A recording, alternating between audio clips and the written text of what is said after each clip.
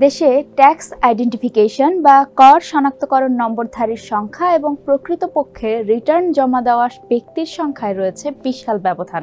এ কারণে দেশের রাজস্ব কর্তৃপক্ষ চলতি অর্থবছরে প্রায় 40% টিআইএনধারীর রিটার্ন দাখিলের আশাও ছেড়ে দিয়েছে। টিআইএনধারী ট্যাক্স রিটার্ন না জমাদানকারীর এই সংখ্যা প্রায় 40 লাখ। বর্তমানে দেশে টিআইএনধারীর সংখ্যা 1,04,00,000। তবে জাতীয় রাজস্ব বোর্ডের বা এনবিআর এর তথ্য অনুসারে এর মধ্যে গত 31 মে পর্যন্ত প্রায় 67 লাখ টিআইএনধারী ট্যাক্স রিটার্ন জমা দেননি।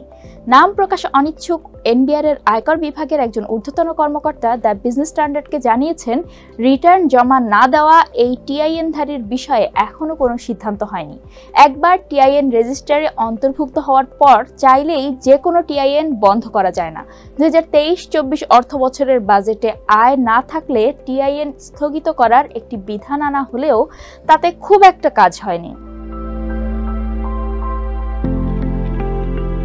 আয়কর বিভাগ প্রায় 54 লাখ টিআইএনধারী ট্যাক্স রিটার্ন জমা না দেওয়ার বিভিন্ন কারণ চিহ্নিত করেছে, যার মধ্যে রয়েছে কেবল জমি বিক্রয় এবং অন্যান্য সেবা গ্রহণের জন্য বাধ্য হয়ে টিআইএন নেওয়া প্রান্তিক ব্যবসায়ীর ব্যবসা বন্ধ হওয়া, মৃত্যু, দীর্ঘ সময় ধরে করযোগ্য আয় না থাকা, সচেতনতার অভাব, proof of submission of return show করার বাধ্যবাধকতা না থাকা, করমুক্ত আয়সীমা বাড়ানোয় করের আওতার বাইরে চলে যাওয়া সহ অন্যান্য কারণে আলোচ্য টিআইএনধারীদের কাছ থেকে রিটার্ন পাওয়া যাবে না বলে মনে করছেন কর কর্মকর্তারা। এছাড়া স্থায়ীভাবে বাংলাদেশ ত্যাগ করা, কোম্পানির অবসায়ন বা বিলুপ্তি, করদাতার প্রবাসে থাকা একই ব্যক্তির 2 বার টিআইএন নেওয়া এবং টিআইএন তথ্য ভাণ্ডারে পর্যাপ্ত তথ্য না থাকায় বিপুল সংখ্যক টিআইএন এর বিপরীতে রিটার্ন পাওয়া যাবে না বলে মনে করছে আয়কর বিভাগ।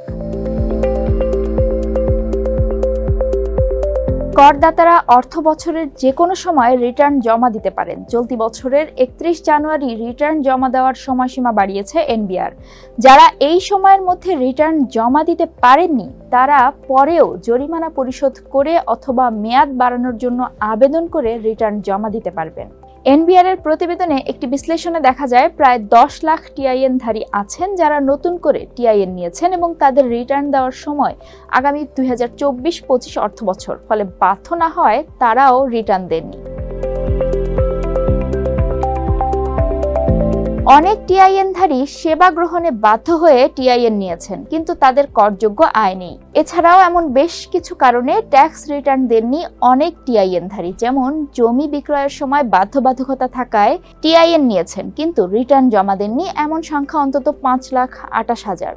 এসব টিআইএনধারীর বেশিরভাগের কাছ থেকে রিটার্ন পাওয়ার সম্ভাবনা কম। এছাড়া বিভিন্ন অফিসে সেবা গ্রহণের জন্য বাধ্য হয়ে টিআইএন নিয়েছেন কিন্তু রিটার্ন জমা দেননি প্রায় 3,75,000।